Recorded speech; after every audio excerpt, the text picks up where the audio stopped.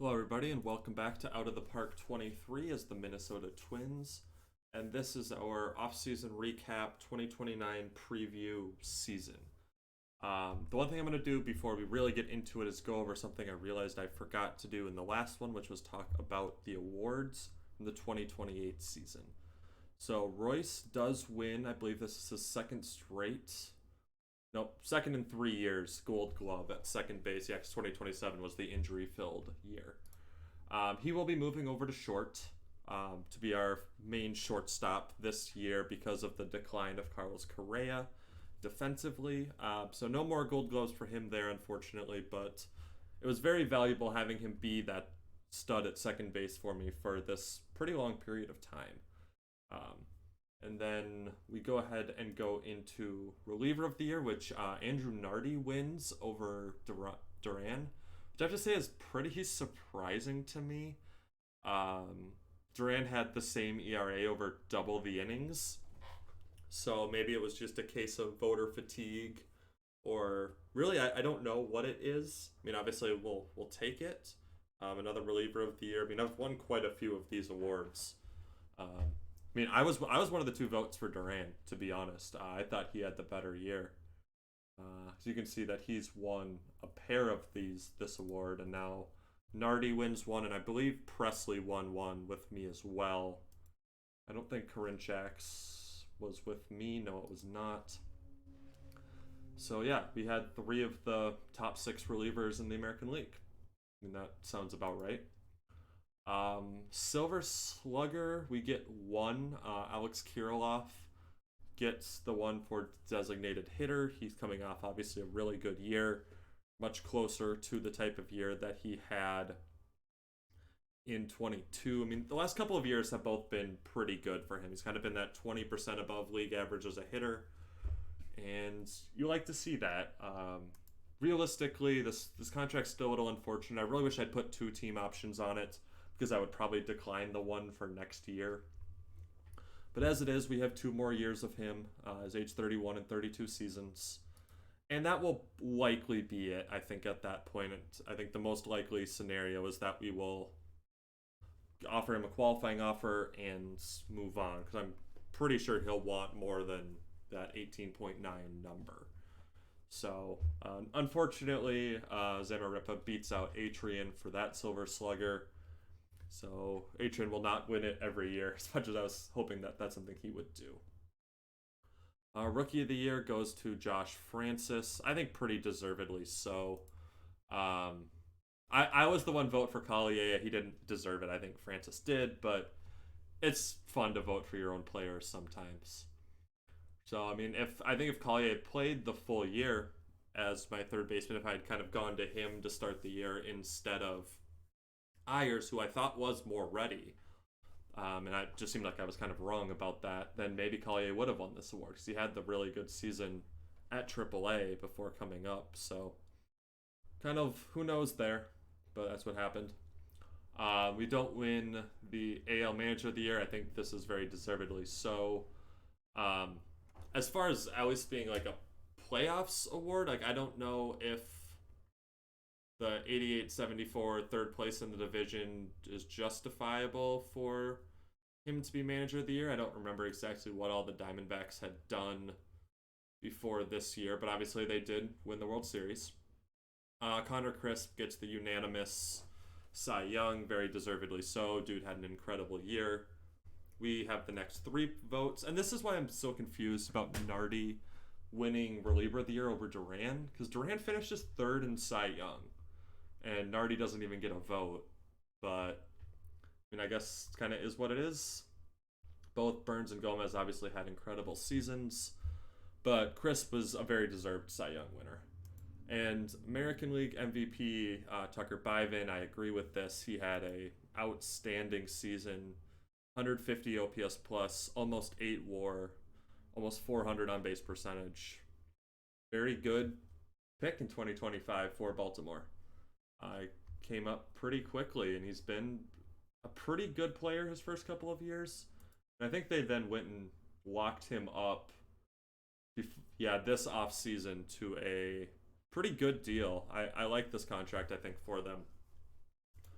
where it's an 8-year deal. He looks like he should be a pretty good infielder. You don't want him at short, but he can play second and third pretty well. He could probably be a decent enough first baseman at 6'1" as well, as long as the bat stays if the glove declines. So I think that's a pretty good and justifiable contract there for him. Atrian finishes fourth. Burns got some votes. Kirilov got some votes. I don't think that was me.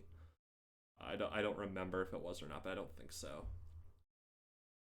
So yeah, that is the awards. Buxton accepts the qualifying offer. I think we talked about last time. But now we can go ahead and go into kind of our, well, actually, I guess the first thing to go over is going to be what all some of the free agent stuff. We talked about Mayer in the last one. Karinchak still available. Kadashak still available. Munoz still available. Some of these bigger relievers never actually signed, which is a little surprising to me. But scroll all the way down. We talked about this one. This is the big contract that has the opt-out after the second year, so we'll kind of see where that ends up going. Akil Baddoo signs a 4-year, $88 million deal with Mexico City. They were pretty active in free agency this year. Gaussman to the Cubs. It looks like they're using him as a reliever, which I don't know if I'd want to be paying a reliever $23 million over 2 years for this type of guy. He's 38. I mean, I guess do what you're going to do. Cubs also signed Joe Musgrove, a 3-year, $58 million deal for age 36. That's probably okay, because he's not a guy who's super reliant on stuff to be effective. That, to me, is where you really get the concern points, is the pitchers that are super reliant on stuff, where as soon as that goes... Because, like Duran, once the stuff starts to go, then he's going to be a problem. Flaherty goes to Mexico City, 4 years, $87 million. Connor Scott to Mexico City. Like I said, they were pretty active giving out big deals. Gavin Sheets, $345 to Detroit.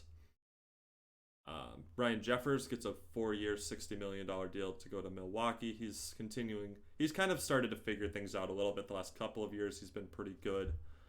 His last year in Jacksonville, and then the 1-year deal he signed with Detroit last year. Turned that into a 4-year deal with Milwaukee. So good to see for him. Let's see. Oh yeah, Josh Simpson also signs with Mexico City. We'll see if they're actually able to do anything with that, but obviously they've made a pretty big investment into the team. Christian Pache goes to Detroit as well, 6,105. I mean, I'd start... This is probably the point where there's starting to be some concerns about the back end of that, and that if this range starts to come down, how effective is he actually going to be? This bat stuff is probably inflated by playing in Coors. So we'll see. I mean, 6 years is definitely a lot to pay him for a guy who's basically just a good glove and center. Sebastian Rivera, who is this guy? It's like Mexico City catcher, coming off 2 not super great years. Looks like he's a pretty good glove guy. Yeah, so I mean, he seems like it's fine for the White Sox, that 4-year deal. Let's see. What else? I really should remember where you left off. Morejón goes to Sexsmith, 5 years, $86 million. They haven't been quite as active. Let's see, Dylan Coleman got a 3-year deal. Aguilera goes to the Angels. And that's honestly a pretty good deal, because I do think Aguilera is going to be a really, really good reliever. It's unfortunate that after the injuries he doesn't have the stamina anymore. But I mean, this is a guy who should be really good in the back end of a bullpen.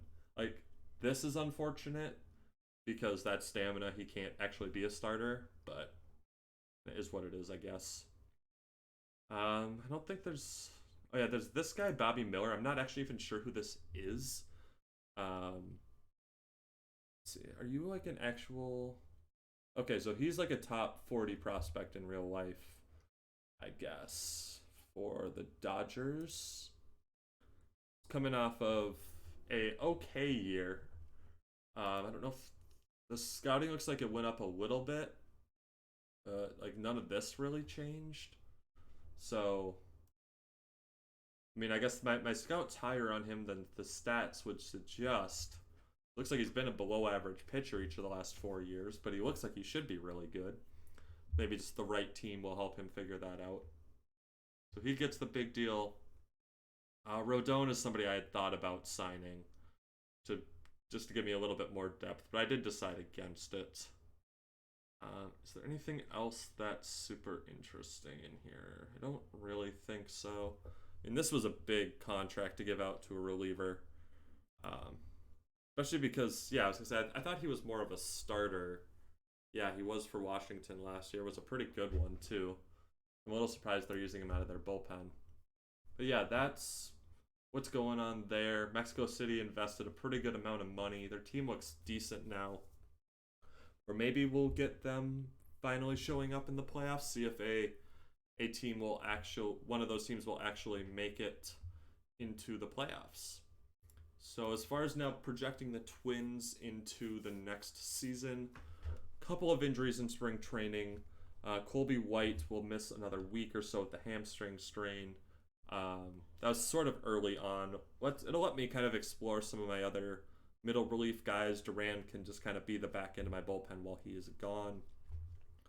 Another another shoulder injury for Zach Green. That's probably going to be it for his career if I had to guess. Rotator cuff inflammation into a torn labrum. I mean, he's, I guess, done it before, so maybe he can come back from it again, but unfortunately, he had the pretty good year for me last year, but that's probably it for the career. And then Correa, so you can look at this and say, hey, you did not need to put him on the 60-day IL. You would be correct. I absolutely did not need to do that. The reason why I chose to do that is basically so I can free up a roster spot. Because I don't really want him in the majors, is kind of the reality. Maybe I should just be looking to cut him. And maybe that's something I'll kind of consider doing. But he is extremely popular. And it might just be something where I kind of let him play until he gets hurt. And then when the injury happens, we just put him on the 60-day and then take advantage of the recovery time afterwards to send him down for another 20 days on a rehab assignment and kind of just go from there with him. So that's going to sort of be the game plan there. And then I can have Arroyo be actually up here in the majors to be a good defensive backup for me, kind of up the middle. So this is what we're kind of looking at lineup-wise. Miranda, Buxton, Atrian, Kirilloff, Baez, Hunt, Lewis are all kind of going to be in those spots pretty much against both righties and lefties. Cabrera, I am going to continue to play against lefties at the expense of Collier.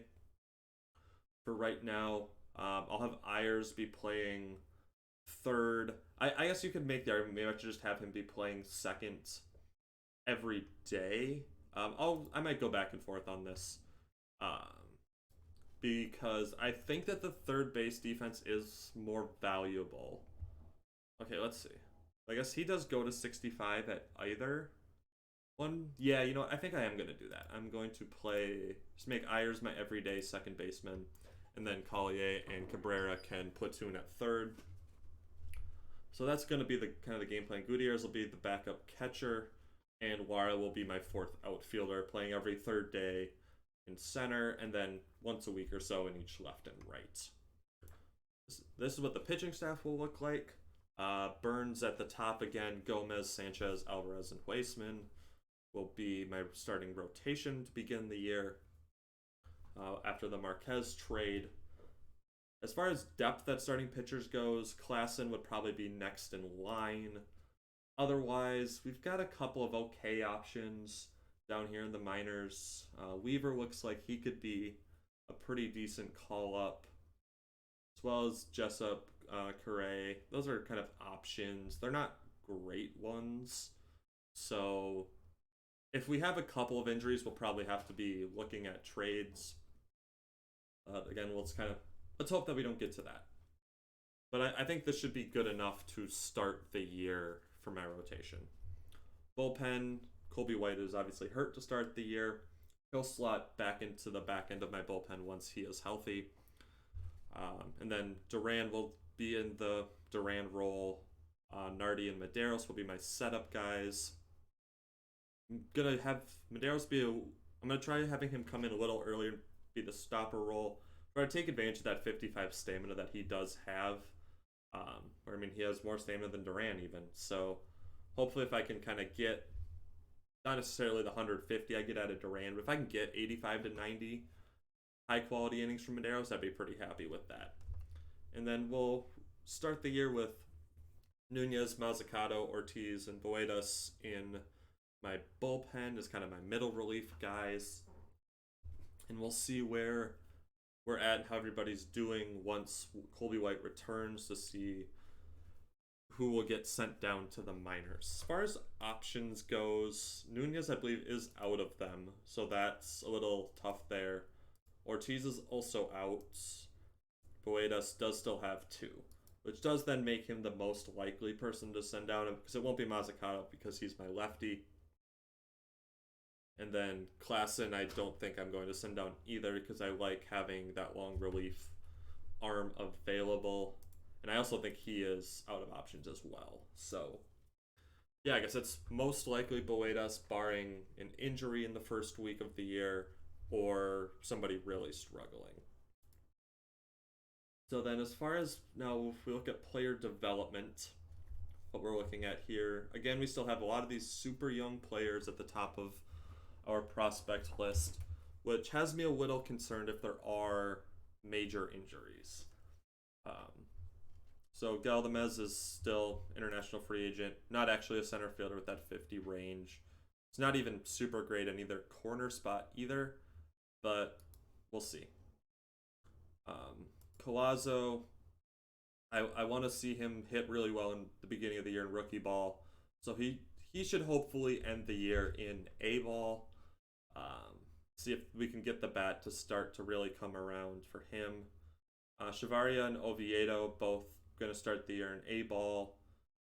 Not really a ton else to say there. I think Chavaria is the one I'm higher on right now.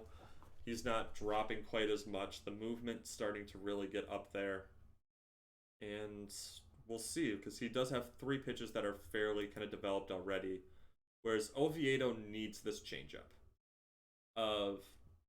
I have my concerns that he might just end up having to be a bullpen guy, because if that changeup doesn't develop, then he's just a left-handed relief ace. Which, I mean, admittedly is a pretty good floor to have, is that if kind of the floor for your player is a super, super good left-handed reliever, you'll take that, but for my first round pick, I want to see him develop into a starter. Shikadas is, I think, higher on my prospect list than I would probably put him. I don't love the low work ethic. This is, again, going to be that 3rd year in rookie ball, which I don't love. But he's not super... He hasn't shown it there yet. In spite of the fact that it looks like he should be a absolute stud here. He should be hitting a lot of home runs, but we haven't seen it yet. So, again, like Collazo, I'm hoping to see him in A-ball sooner than later. If he gets off to a good start at the beginning of the year, that's where he'll go. Belton, we're going to start in high A this year. We'll kind of see what really ends up going on with him.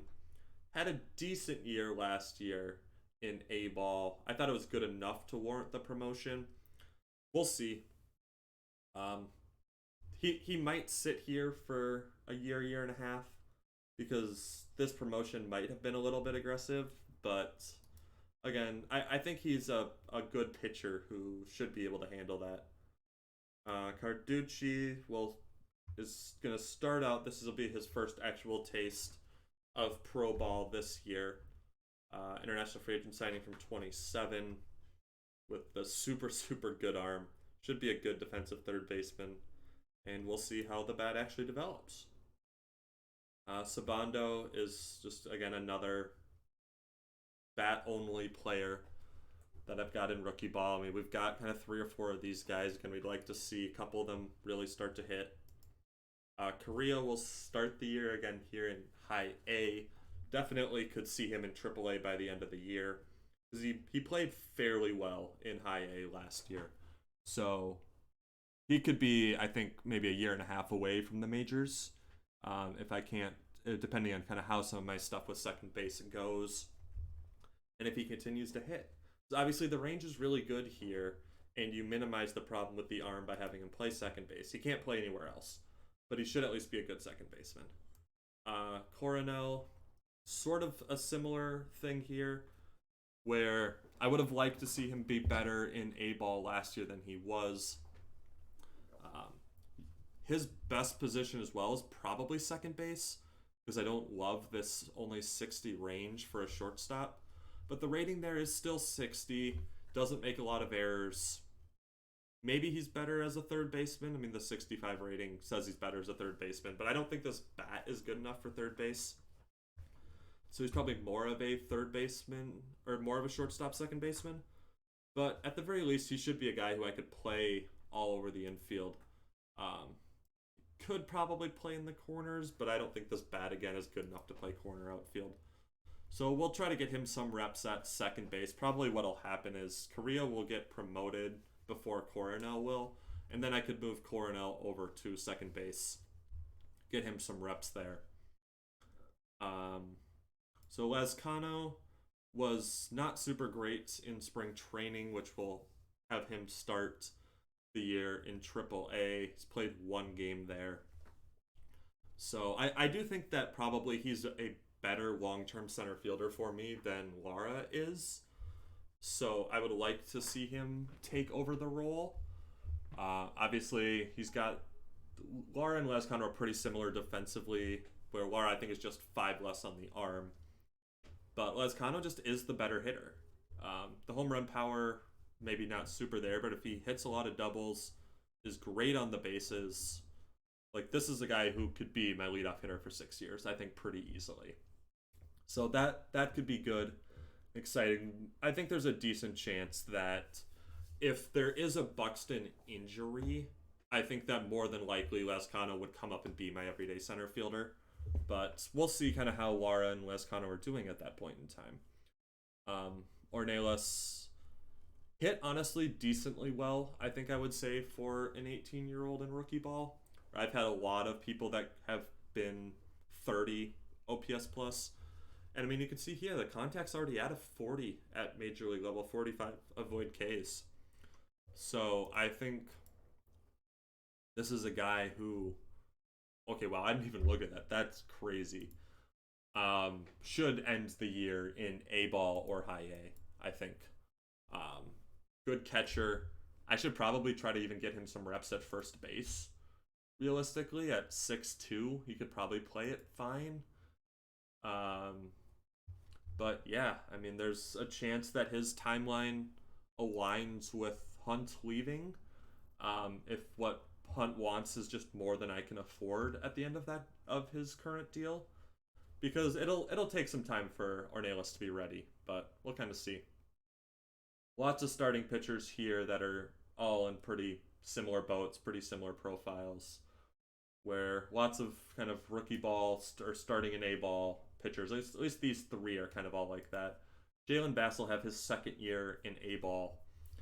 If he doesn't get off to a great start this year, I'm probably going to trade him to try to acquire a major league piece of some kind, maybe like a starting pitcher if I have some depth issues there.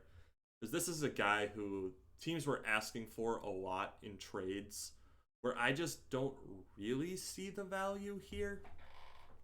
I haven't seen him be successful anywhere. He'll turn 22 during the year and be an A-ball, and he just hasn't really been good at any point. So, I mean, a 5.17 ERA, walked 120 guys versus 90 strikeouts last year.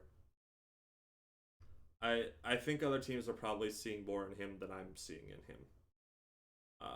Then Collado and Mejia are kind of just whatevers, kind of at this point. Collado honestly feels sort of like just a worse version of Carrillo. Maybe he turns into something, maybe he doesn't. Mejia is a guy who had a pretty good year at high A last year. Maybe I should even be starting him in double A. Let's take a look at what does my double A outfield look like. Not a ton of people I really care about. I think I will go ahead and start him in double A based on the year he had last year. Actually, it was 44 games, and I'm not in a rush with him. Yeah, he still has 2 more years before he's eligible for Rule 5, so no real worries there. So, yeah, that's sort of where we're looking at team wise. The other guy that I'm kind of paying attention to is Bobby Mejia, where I would love to see this bat turn around kind of at all. Where if he could just hit at a 80 OPS plus for the majors somehow, he won't, but it'd be really nice if he did because obviously this is a Gold Glove caliber shortstop. I mean, when you're putting up positive WAR, hitting at a 70 OPS plus level, you know that's a really, really good defensive player. So this is another guy I'm kind of keeping my eye on, my 4th-round pick in 2027, sort of see what he can do there. Armijo hasn't hit super well in the Dominican League. Let's see. I mean, I'd like to see him prove it in the Dominican League before I promote him, I think. It's just really weird that a guy who's 50 stuff as a pitcher throws 90 to 92 has a 45 outfield arm. That seems odd to me. But yeah, I think the team should be set up to be pretty good again. Pitching staff is probably, well, specifically starting is a little bit thin. Where if I struggle or have injuries, then there's some concern there. I think that's the weakest point of the team, is specifically depth at starting pitcher. But I think we should still end up being in an okay spot. Hopefully we have another good year and can get to the playoffs again. And yeah, I hope you guys have a good rest of your day, and I'll catch you in the next one. Bye.